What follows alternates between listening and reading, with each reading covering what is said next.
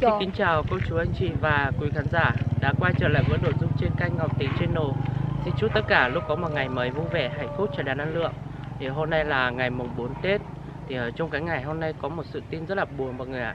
Thì Tính cũng xin gửi cho cô chú anh chị và quý khán giả cùng nhau để theo dõi cho Tính nhé. Thì bà 91 tuổi hồi trước Tính vào thăm và trao quà của các cô chú cho bà 91 tuổi thì tin buồn cho bà cũng đã mất trong cái ngày mùng 4 rồi quý vị ạ. Là một cái sự tin rất là buồn. Hôm nay là Tính cũng đang có mặt ở trên bảng của bà. Thì hiện tại là ở trên nhà bà họ cũng đang làm ma. Thì giờ là Tính cũng sẽ vào trong đấy để thăm với gia đình, mà Tính sẽ gửi một ít quà của Ngọc Tính cho bà.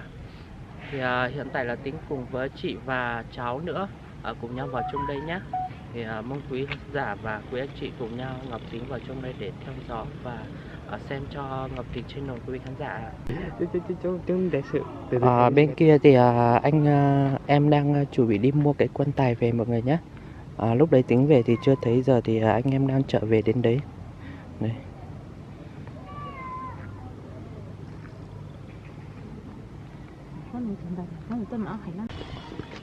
Tính thì cũng về đến gia đình của bà rồi. Giờ đã bắt đầu vào trong nhà bà nhé mọi người. Đây. Hôm nay là đang làm ma của nhà bà. Đấy.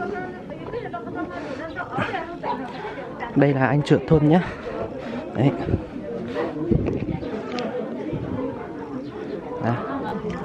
Bên đây là Tư Kỳ đang ở bên cổng ngoài nhé mọi người. Làm ấy à? Vâng ạ. Làm YouTube à? Vâng ạ. Thì Tính cũng xin gửi trao 200.000 cho gia đình. Đấy. Anh sẽ cho 200.000 cho bà nhé. Đây. Tính sẽ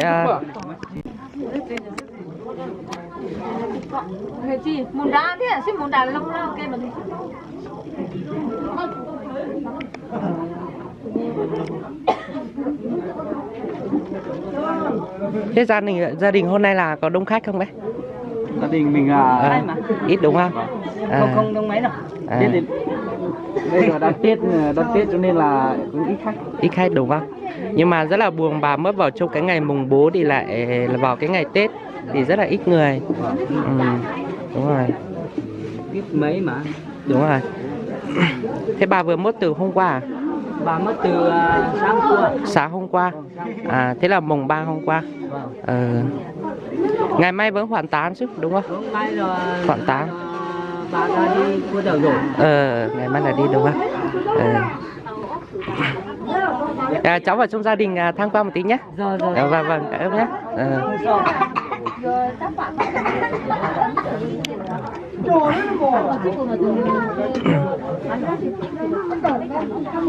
Bây giờ là Tính đã bảo để gia đình rồi, cũng khá là đông khách.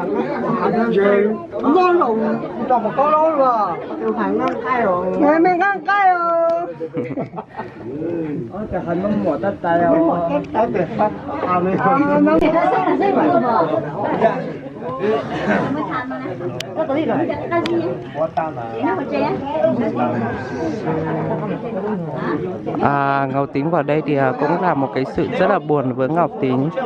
Hôm trước Tính vào đây thì bà vẫn có ở thì Tính rất là vui. Hôm nay là vào thì bà đang ngồi ở bên này này mọi người. Là một cái sự rất là buồn cho Tính và tất cả mọi người nhé.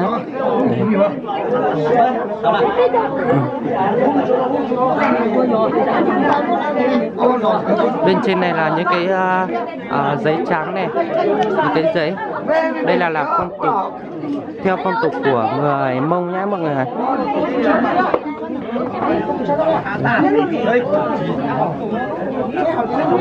Về mất vào trong cái ngày mùng 3 hay là mùng 4 thì rất là ít khách mọi người ạ.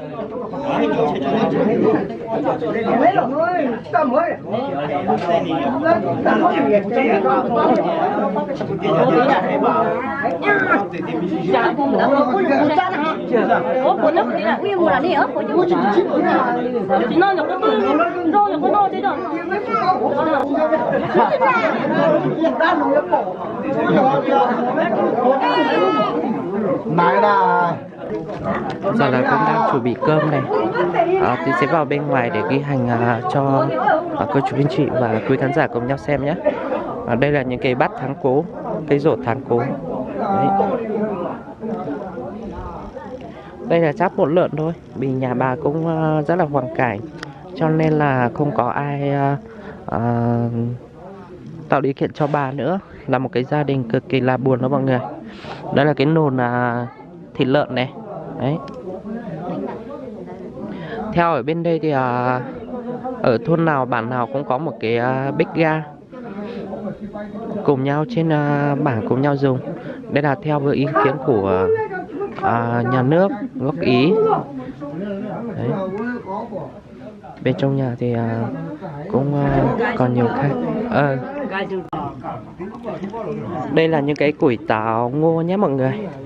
Những cái hộ gia đình thương đến để có thể làm lấy lên một can rượu và một củi táo ngô nữa cho gia đình bà. Đấy, còn những cái tờ giấy theo phong tục của người Mông nữa đang ở bên trong này.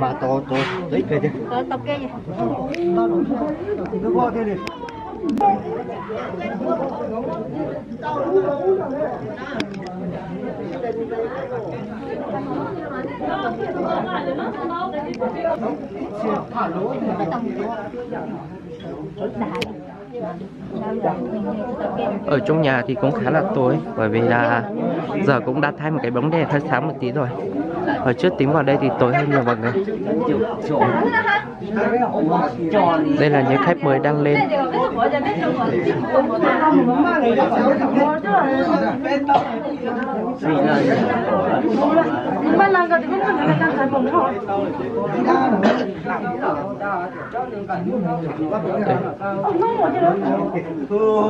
Đây là chú trưởng thôn nhé.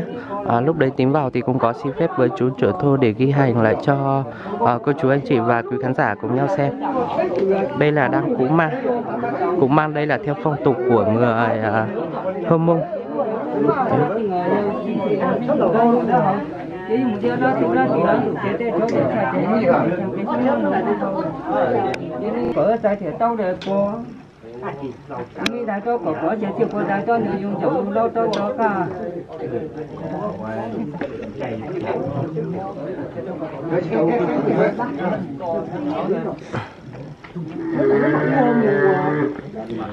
Bà mướt thế này là có một bò không? Một bò không chú? Có đúng không? Bò là ngày mai hay là hôm nay? Bò ngày mai. Ngày mai đúng không? Ngày mai là cháu lên xe lắm nhá. Vâng. Vì thật sự là cháu cũng rất là thương bà lắm. Vì trước cháu thấy bà là cháu thương quá, nên cháu cảm thấy rất là cảm động luôn. Vâng ạ.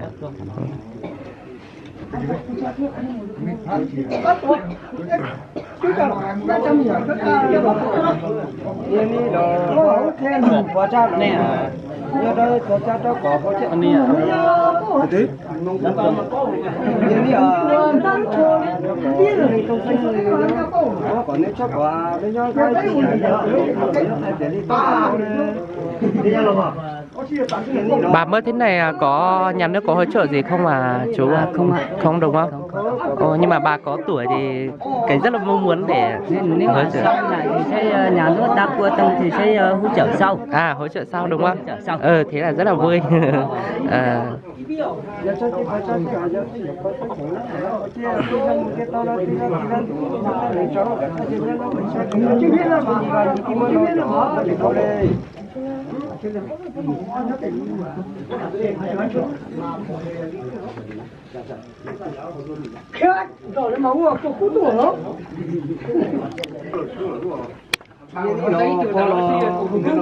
giờ trong giờ mình có khỏi tôi có thấy tin là nó đi có giá trị đi có là con nó có tôi nó không có tôi hết rồi có tôi có mà chỉ tàu chỉ phụ đa tôi chọn nó không chỉ tàu chỉ phụ đa tôi chọn không nó chỉ tàu như nó đâu chỉ tàu như nó trả nó chỉ tàu dấu trả tôi chỉ họ chỉ tàu dấu trả cho nó cũng nhiều như vậy giờ chắc chỉ có chắc chỉ họ giờ sẽ chọn nó họ chỉ đi cho một tàu là tí là đủ sẽ thế bị cháu đã thay thế sao cái sao như vậy như cái món nó mua hồi này nhà ní đồ mò đồ nhà chúng ta nên có ý nhưng tu à nên mò có nhà mới đã tính cái tao có một tí để thế á có nhớ sai đi tao nhà ní đồ nhà mới để có nhớ sẽ có đại cho nên những nhiều lúc đó ta khát thì đi tao là po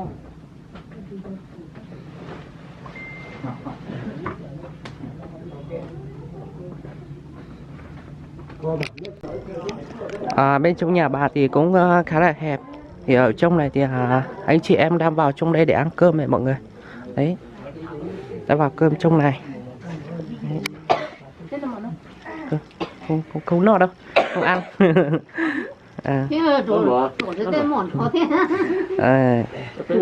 No đi. Đây, đang vào ăn cơm này.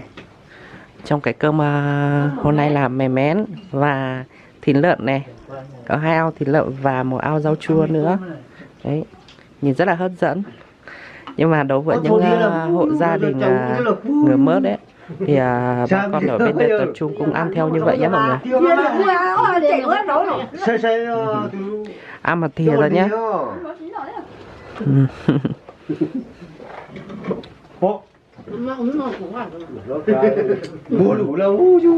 Từ từ thôi mà, cứ bình tĩnh đã ăn cơm.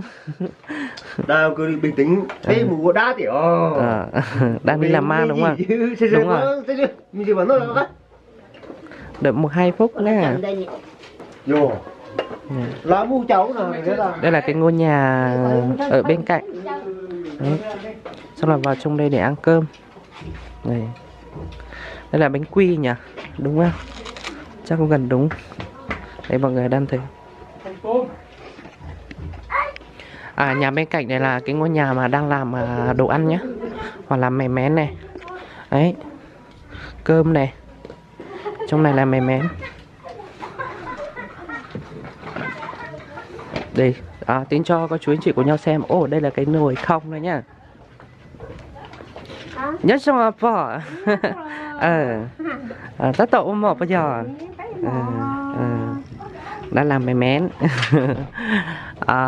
Theo với những cái hộ gia đình mà có một người nào mất thì cũng phải thuê, ý là nhờ thôi mọi người, cho đủ công với nhau, cùng nhau để giúp đỡ làm ăn, làm mè mén.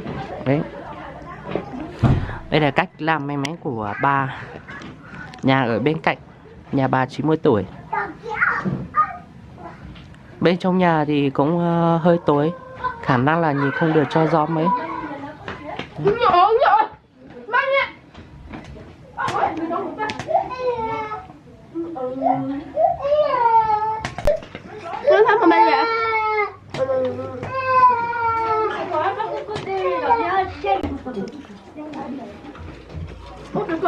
Bây giờ là cô chú anh chị sẽ cùng tính tiếp tục vào trong gia đình bạc nhé. Cách đây là 3 nhà. Đấy, bên trong này đã chuẩn bị để làm ma.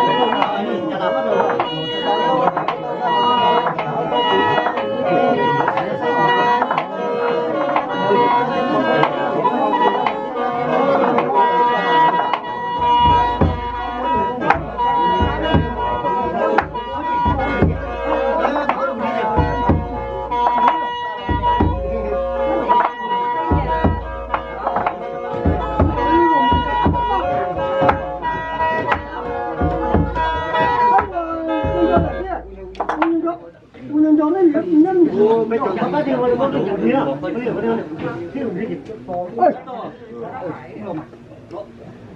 个，这来，这来。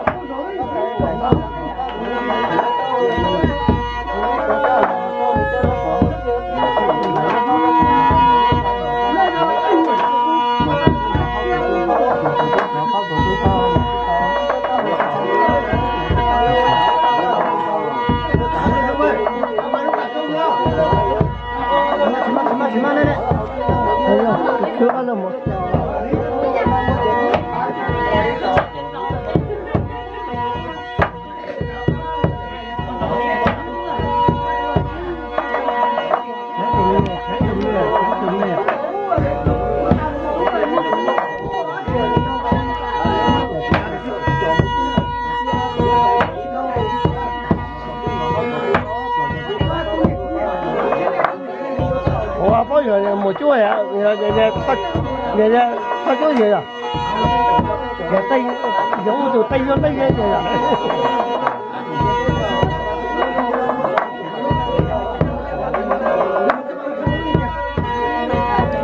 Có là mua xe là mua nào? Mua xe. Mua xe mà, tôi nhớ tôi yêu bây giờ bao nhiêu? Tôi mất tiền thì ai bắt thì có thể cho đi qua. Phải công nữa mà. Mà我也得自己去来，哎呀，他们，哎呀，当人家，当你对你最小的，那人家都行。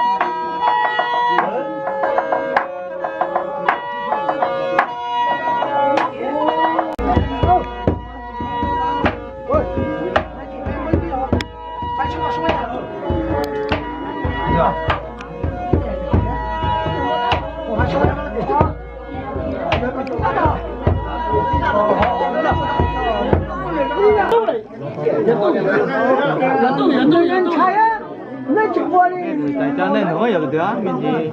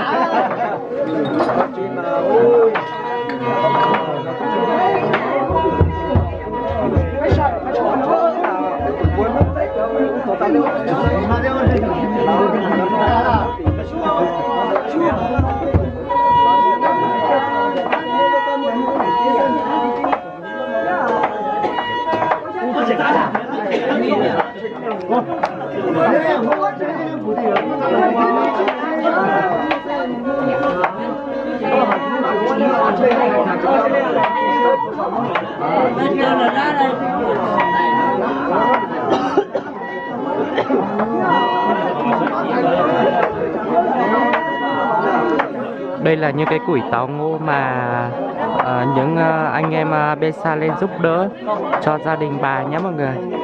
Thì đây cũng là cái lời kính chào tình cảm. Đấy.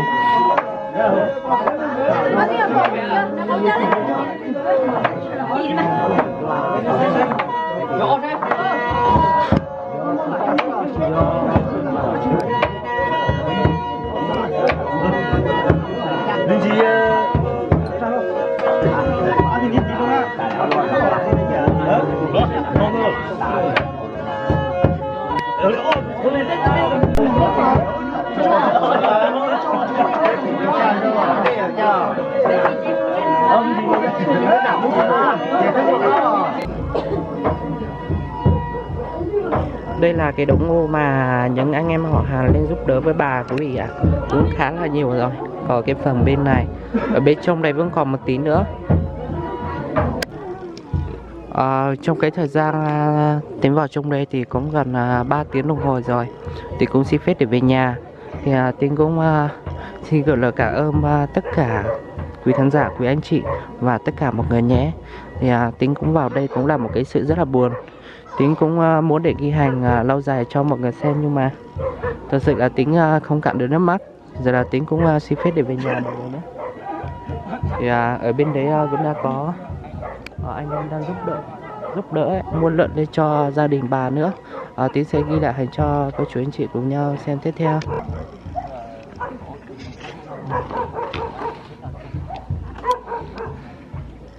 Đây là con lợn mà đang chuẩn bị đóng vào trong nhà bà.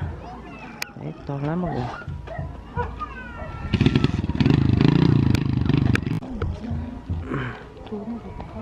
Chào anh.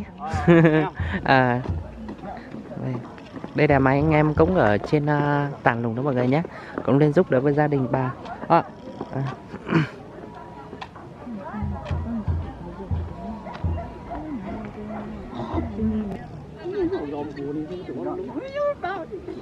Đây bên kia cũng đang lên một độn nữa. Giờ là cả tầm trưa rồi, lên cũng khá là đông đấy mọi người. Sáng nay thì ít thôi, bây giờ là cũng khá nhiều rồi.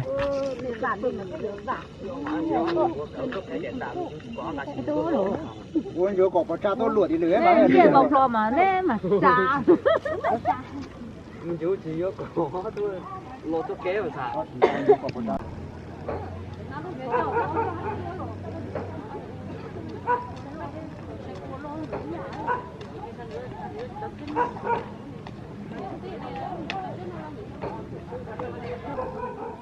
Ở bên kia là đang lên một độ rất là đông mọi người.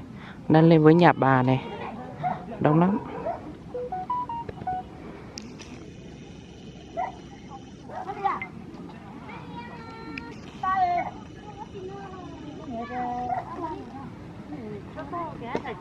Đây đô 468.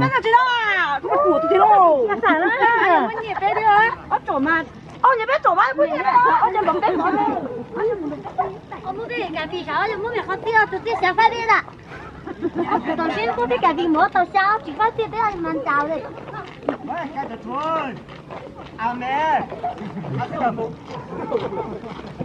Đây là cái phong tục của người Hơ Mông lên giúp đỡ với gia đình nhà bà 90 tuổi nhé mọi người. Đấy, cũng khá là đông quá mọi người.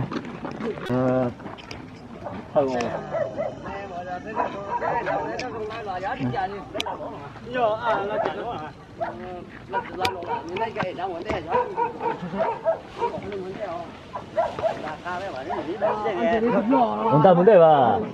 나 뭔데 봐 들리. con đang muốn đây rồi mà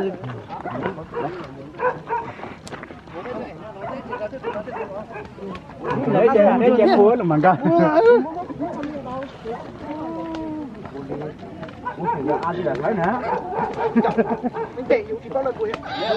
Bố là mở chợ thế gì?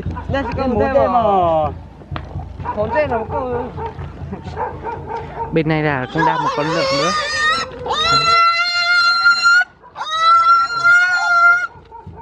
Nhanh quá. À, con đi ra đi ra việc câu chứ là.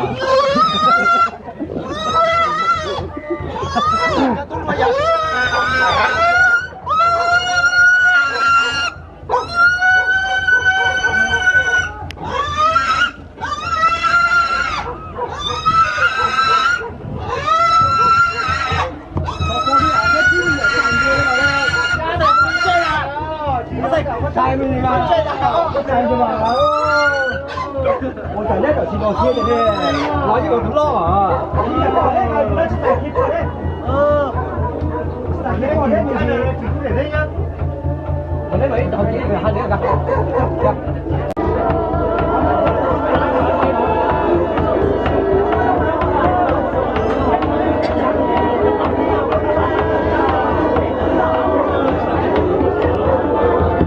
Đây là những chị em mà quen với bà, là người thân với bà nhé.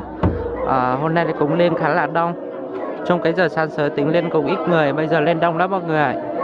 Họ đang lên đây thăm với bà. Đấy, những chị em rất là buồn đang khóc với bà.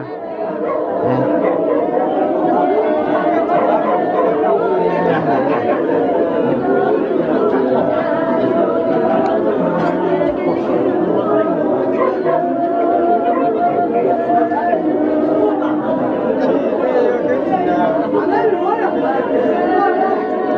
Thật sự là một cái rất là cảm động đó mọi người. Ngọc Tính đứng ra bên cạnh thôi, Ngọc Tính cảm thấy rất là buồn.